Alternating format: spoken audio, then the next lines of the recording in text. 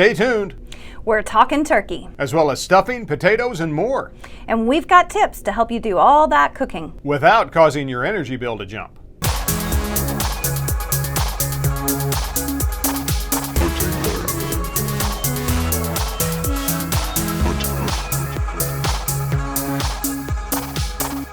Hello and welcome to Season 2, Episode 8 of HUTV, Huntsville Utilities Television. I'm Todd, joined as always by the Bonnie to my Clyde and the Jekyll to my Hyde, Amanda. Hey everybody. This is our special Thanksgiving episode. Yes, it is, and by this time tomorrow, the turkey will be in the oven. Yes, it will, and we're going to talk to you more about that in just a moment. But first, we want to remind you that HUTV would not be possible without the support of our sponsors. And here with this week's sponsor is the life-size cardboard cutout of our president and CEO, Wes Kelly. Yes, this week's episode of HUTV is brought to you by a magnifying glass. No Sherlock Holmes costume would be complete without one. Magnifying glass. Thank you, Flat Wes. Well, as Amanda said, by this time tomorrow, turkeys all across this great land of ours will be roasting, frying, smoking, or however you prefer your bird.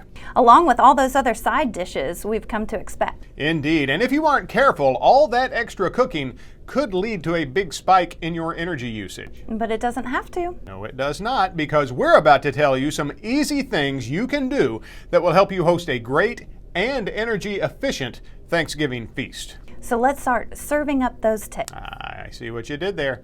Anyway, tip number one is actually a simple one. Don't buy a turkey that's bigger than what your group needs.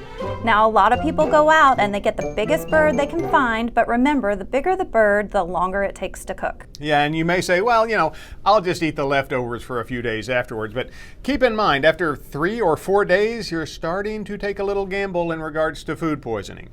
Speaking of cooking, maximize the space in your oven. Don't just cook one thing at a time. And if you can, cook some things ahead of time. Although I guess that would be today. And then you'll just reheat them tomorrow. Right. And try to cook multiple items at the same time. Now, you may have to adjust your temperature and cooking times a little bit, but believe it or not, there are a lot of resources online that can help you figure all that out. Now, this next one is important because it deals with leftovers. Yes, you should always let the leftovers cool before placing them in the refrigerator. Yes, I've actually developed a trick for this a few years ago. And what was that? We typically do our big meal earlier in the day. After everyone is mostly done, I cover everything and I take it out to the garage. Why the garage? You trying to drop a hint everybody needs to go? No, silly. My garage is in the basement. It's much cooler, so it works great in 2 ways. The dogs can't get to the food because we love our leftovers, and it cools the food down before it goes in the fridge. Oh, kind of like the old put the apple pie in the window trick. Apple pie. And of course, the reason you want to do this is because if the food is still hot when you put it in the refrigerator, your refrigerator has to work that much harder to cool it down. Yep. Okay, so now we're going to talk about everyone's favorite part of the Thanksgiving meal, doing the dishes. Ah, yes! I've got a trick for that one too. All the boys do the dishes. It works surprisingly fast. Yeah, I'm sure it does. But my trick is don't hand wash the dishes, use the dishwasher. Using the dishwasher and not using the water uses a lot less water, saves money, saves time. Yes, it does. But if you put them in your dishwasher, not only do you save water and energy, you get to spend more time with your family. Okay, now we do have one last tip. If you're hosting Thanksgiving at your house and you're expecting a lot of people, you can actually turn your thermostat down a little bit and not risk everyone being too cold. That's right, because all those people, along with your oven, are generating heat. And that means you can give your heating system a little bit of a break. Now, these are just a few of the tips that are out there. You can find even more on the Department of Energy's website, energy.gov. And now it's time for The Week in Utilities.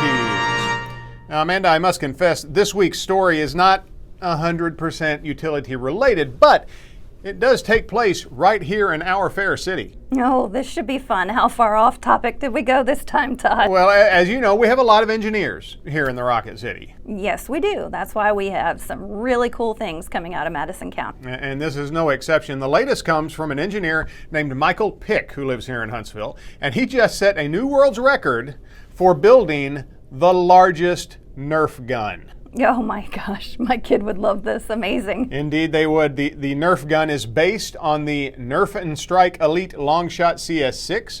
It is 12.5 feet long, which is about 300% larger than the actual gun itself. Okay, so all my kids. Yeah. So I hope you're paying attention, Amanda, because this is what I want for Christmas.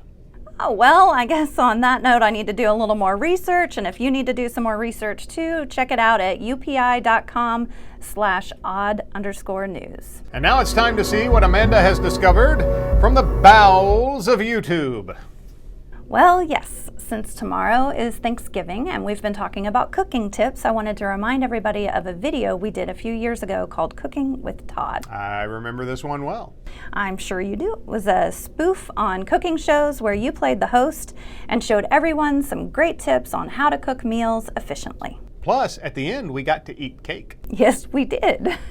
You can find that video as well as more videos on our YouTube channel, which is now has over 500 subscribers, by the way.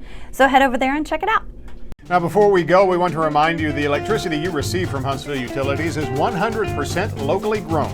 Local farmers tend their Volt crops with loving care, delivering farm-fresh current from the field to your family. While other utility companies add chemicals and preservatives, our electricity is additive-free, so you can use it with confidence. Huntsville Utilities electricity, good. And that's our show for this week, but don't worry, we'll be back soon with another episode. And if you haven't already, be sure to like and subscribe and click the bell so you never miss another video. Until then, I'm Todd for Amanda Flatwest and all of us at the award-winning HUTV saying thanks for watching, and remember, you can't spell utilities without you.